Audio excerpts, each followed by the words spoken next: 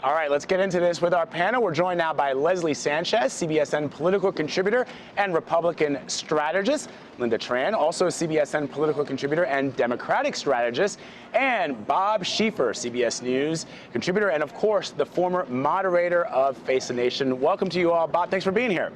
Glad to be here. And welcome back, Vad. Yeah. Terrific work you did down in Haiti. Oh, I appreciate that, Bob. Watching. Thank you, Bob. That's very kind of you. I appreciate that. It is surreal to be back here in Las Vegas after having left Haiti. But let me ask you, Bob, about Ivanka Trump on the at this Women's Summit, talking about some of the things that her father has been saying on the campaign trail, including this idea that there are potentially there's some potential rigging of the election going on. But again, there seems to be a disconnect between her saying that the media is rigging the election and Donald Trump saying there might actually be rigging at the polls. You know, I have kind of made a rule over the years that I don't get in arguments with candidates' children. That's his daughter, and she's speaking from a certain point of view. I thought it was important that she said he will accept the results of the election. But otherwise, I wouldn't have anything to say about that. Let me ask you about what he said then, Bob, and Kellyanne Conway at one point saying, no, he's talking about, what the media is doing to him, but Trump saying that there is possibly some kind of rigging going on at the polls. In a time and place where our country, our democracy is looked at by others as the model for how to conduct elections, is that something that the presidential nominee, the Republican nominee, should be saying? I think it's very dangerous to be making suggestions like that. The foundations of this country, we're the example to the world. So many countries around the world have such a difficult time making a transition of power. We don't have coups in this country. We don't have people who refuse to leave office. It is our tradition in this country. We elect people for a certain term. When the term is up, if they get reelected, they stay. If they don't, they go on. We don't talk about putting opponents in jail. We don't talk about the whole thing is rigged. This is very dangerous talk, I think, to be putting these kind of suggestions out there when, number one, and I'm happy to say this, there is absolutely no proof of anything that he has suggested here. So I'm glad to see his daughter say what she said on that front. Linda, let me get your take. Yeah, I mean, I couldn't agree more with Bob. I mean, we've been talking about it, I feel like, for days now, that it is, as Bob said, super dangerous to suggest that somehow, even before the results are in, we should be questioning the process and questioning our democracy and the way things have always worked. Again, if you win, you should be gracious and you should accept the fact that the person you ran against is probably going to be around and probably going to continue to be part of the conversation. And if you lose, you should also be gracious and allow that person to take power peacefully. I mean, we have had, in every election, I don't think there's ever been an election when somebody maybe cut a corner, something happened somewhere, but never anything of any significance. And to somehow suggest this vast conspiracy being put together, a conspiracy that, I'm always comfortable when it finally comes back to it's all the fault of the media. It's always our fault. Right. It's always our fault. Nothing new about that. But this, I must say, is the first time I've seen us being connected to a conspiracy that somehow includes the international banks. It includes Republicans, Democrats. It includes Saturday Night Live. I mean, this is a conspiracy that has everybody in it but Mr. Putin. Leslie, let me just get your thoughts. And I wonder if, President Obama, before his state dinner, said, the Republican nominee is whining about this before he's even lost. Could that somehow depress the vote?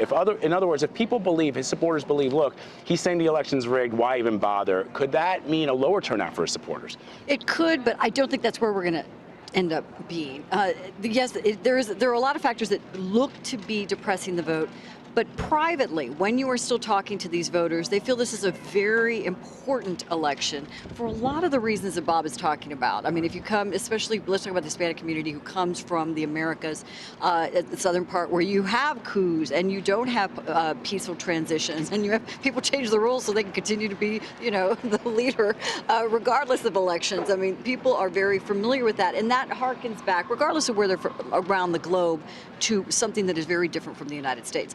But I'll give a great example of where they say that there is bias, that this is all leading to that. We talk about this big ground game. The race is already over. You know, Hillary Clinton's got it in the bag. They're not talking, or we're not hearing about the massive Republican operation, the Get Out the Vote, that is a really financially secure infrastructure that the party built to mobilize, maybe not for the top of the ticket, but to mobilize in those Senate campaigns. So I will tell you, Republicans hear the media say, oh, Hillary Clinton's got this massive ground game, it's pretty much over, and they will push back. That's where they get the anger, is they feel it's not told from both sides. You know, anecdotally, I was in Gambia, a country in West Africa, and I was talking to a person that I was interviewing, and we just got into a discussion about American politics, and I started recounting what happened with General MacArthur and Harry Truman, and when I told him that Truman fired MacArthur, and he said, this general was really powerful, and I said, yeah, he was, you know, a hero, and he said, well, why didn't he seize power? And I said,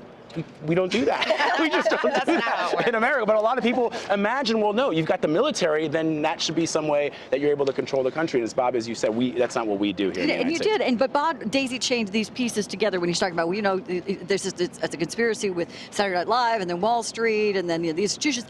But if you are reading the media, you're like, okay, here's Hillary Clinton having these backroom conversations with Wall Street that are different from what she says to Main Street. Here is this, follow the money path between the Clinton Foundation and what was happening at the State Department. There are conspiracies because there is some truth in some of that. I do not believe that the election is over.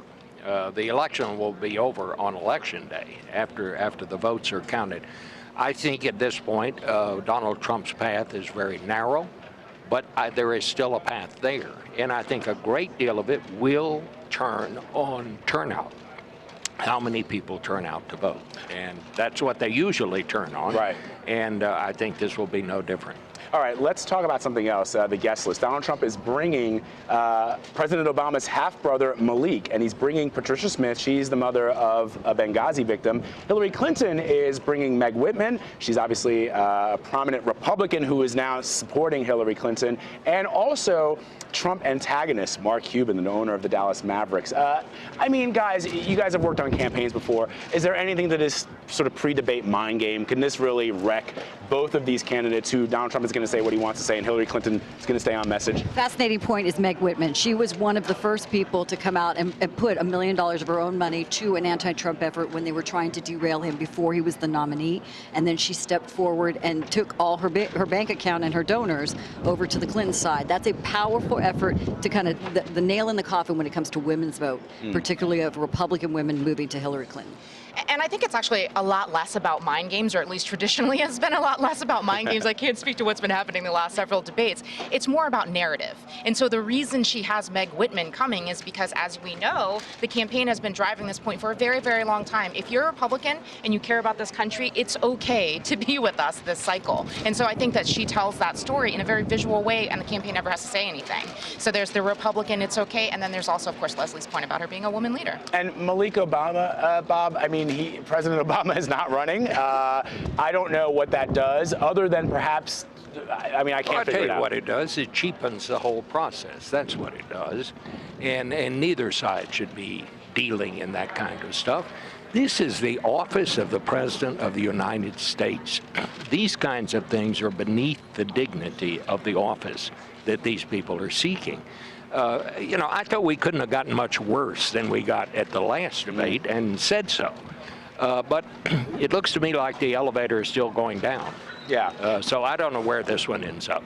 And I wonder, and this is sort of a question that I've been mulling in my head, as we just talked about Meg Whitman, who has become very early on, Leslie, as you point out, one of those never Trump Republicans. Did our founding fathers intend for the election of our next president to be a referendum on the Supreme Court, or to be a referendum on a war that we've been fighting now for since 2001. I mean, I wonder if in what we've seen in Meg Whitman and a lot of other Republicans who have said that they simply can't support Donald Trump, that there are some that are saying, you know what, this is more than just about one or two issues that we as Americans with a two-party system may disagree on. This is a fundamental shift in our American democracy. And we Because will people not are saying, know. and I want to interrupt you, but people are know. saying, like, it's about the Supreme Court. At least Trump will get our Supreme Court nominees on. But that's not all a president does. You make a good point about that. So in the summer, Mitt Romney held his E2 summit where he had a lot of these big donors. Meg Whitman was there and a lot having these conversations. And it was a very painful conversation back and forth among big donors, for example.